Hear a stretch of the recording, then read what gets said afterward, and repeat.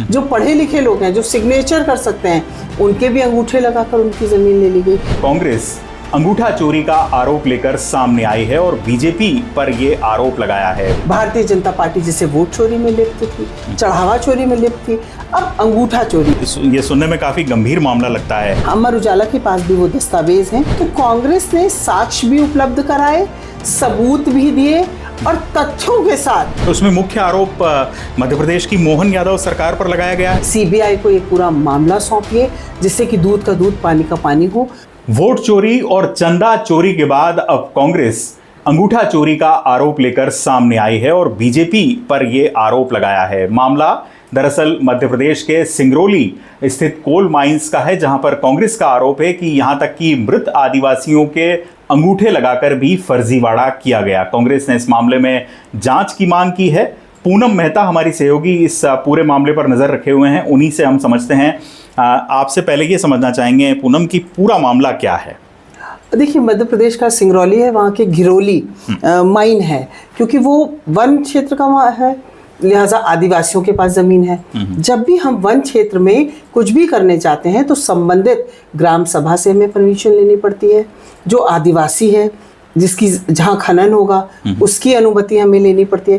तो ये लंबी प्रक्रिया है। वन अधिकार जो कानून है, पेशा, वो इतनी कठिन कानून है आशुतोष जी कि उसका पूर्ति करने के बाद ही अब वन क्षेत्र में कुछ कर सकते हैं। तो ये जो घिरौली का मामला है, कांग्रेस का जो आरोप है, उसका कहना है कि ये अडानी ग्रुप से जुड़ा हुआ मामला है। इसमें इन्होंने क्या किया कि ग्राम समाज का, ऐसा कांग्रेस दावा कर रही है कि फर्जीवाड़ा करके अनुमति ली गई। साथ ही जो लोग 2014 में मर गए हैं, 2013 में मर गए हैं, उनके अंगूठे लगाकर 2021 में जो दस्तावेज हैं उसमें उनके अंगूठे लगे हैं। जो पढ़े लिखे लोग हैं, जो सिग्नेचर कर सकते हैं, उनके भी अंगूठे लगाकर उनकी ज़मीन ले ली गई। तो कुल मिलाकर जो आदिवासी हैं, उनकी ज़मीनों को बिना उनकी अनुमति के अनियमितता कर इस खनन के लिए दिया गया। और उनका कहना है कि अब तक भारतीय जनता पार्टी जिसे वोट चोरी में लिप्त थी, चढ़ावा चोरी में लिप्त थी, अब अंगूठा चोरी यानी मरे हुए लोगों के अंगूठे लगाकर फर्जीवाड़ा किया जा रहा है और ज़मीन ली जा रही है। तो ये पूरा सिंगरौली का जो घिरौली खनन क्षेत्र है, उसका मामला है। और इसमें कांग्रेस ने अब आगे क्या मांग की है, ये क्योंकि ये सुनने में काफ़ी गंभीर मामला लगता है। एक तो मैं आपसे ये समझना चाहूँगा कि इसको एस्टेब्लिश करने के लिए कांग्रेस ने क्या डॉक्यूमेंट्स या क्या बातें कही है। ये महज आरोप है या एस्टेब्लिश करने के लिए कुछ दिया है? देखिए, कांग्रेस मुख्यालय में आज प्रेस कॉन्फ्रेंस हुई थी, जिसको अनुसूचित प्रकोष्ठ के जो मुखिया हैं डॉक्टर विक्रांत भूरिया, वो और के राजू, दोनों ने प्रेस कॉन्फ्रेंस की। अमर उजाला के पास भी वो दस्तावेज हैं जिसमें मृतक ब्रजभान, जिसकी मृत्यु 2014 में हुई, पर उसका अंगूठा लगाकर जो ज़मीन है 2021 में ली गई।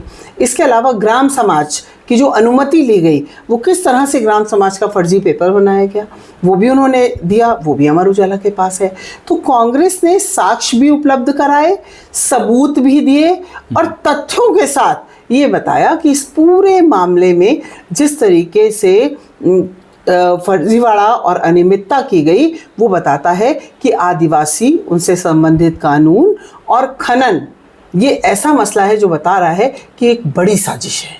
बड़ी साजिश है। उसमें मुख्य आरोप मध्य प्रदेश की मोहन यादव सरकार पर लगाया गया है। एक तो ये मैं समझना चाहूँगा आपसे, या केंद्र सरकार को भी इसमें साथ में कांग्रेस ने दोषी ठहराया है।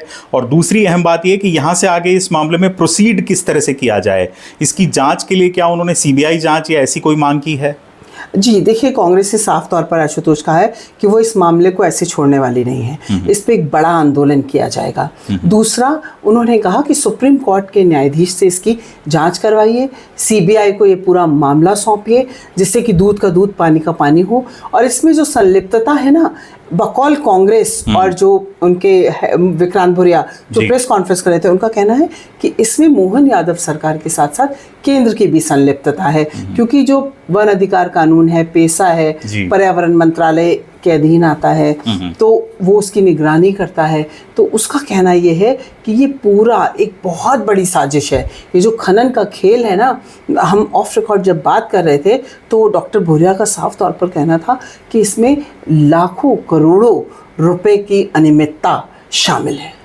और अब इस पर इन आरोपों के बाद क्या राज्य सरकार की ओर से या केंद्र सरकार की ओर से या ruling party Bharatiya Janata party की तरफ से किसी तरह का कोई स्पष्टीकरण सामने आया है?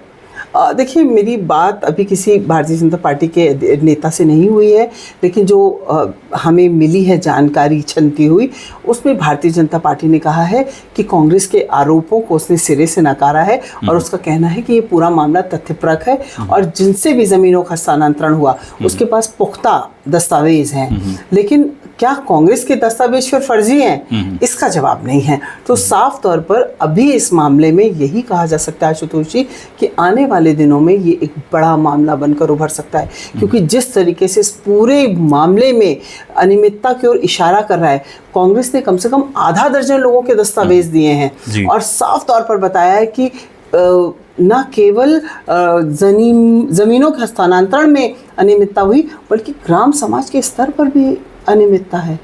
मतलब व्यक्तिगत तौर पे भी अनियमितता और ग्राम समाज के स्तर पर भी।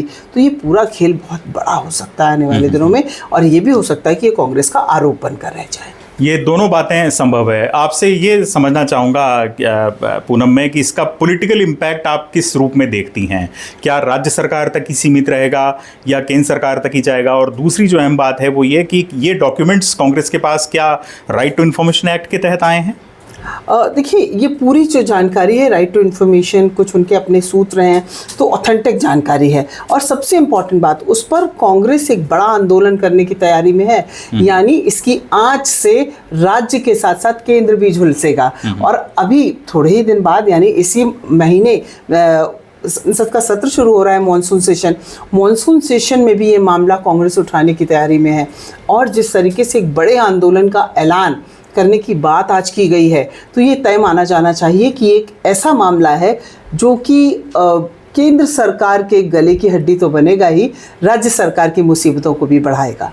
काफ़ी बेहतर तरीके से पूनम ने ये पूरा मामला हमें बताया और ये साफ तौर पर देखा जा सकता है कि इस मामले पर अच्छी खासी रस्साकशी, राजनीतिक रस्साकशी आने वाले दिनों में देखने को मिल सकती है। ये आरोप कितने सच्चे हैं या कितने झूठे हैं, इस पर आधिकारिक तौर पर अभी अमर उजाला कुछ नहीं कह सकता। कांग्रेस के आरोप हैं, जांच के बाद ही हर चीज़ स्पष्ट होगी। फिलहाल शुक्रिया पूनम इस पूरी जानकारी के लिए आपका। इस वीडियो को लाइक करें, अमर उजाला पर बने रहें और ऐसे ही दिलचस्प वीडियोस देखने के लिए आप अमर उजाला का रुख करते रहें। अभी के लिए मुझे दीजिए इजाज़त। नमस्कार। अगर आप ये वीडियो YouTube पर देख रहे हैं तो हमारे चैनल को सब्सक्राइब कर बेल आइकन दबाएं और Facebook पर देख रहे हैं तो हमारे पेज को लाइक करें।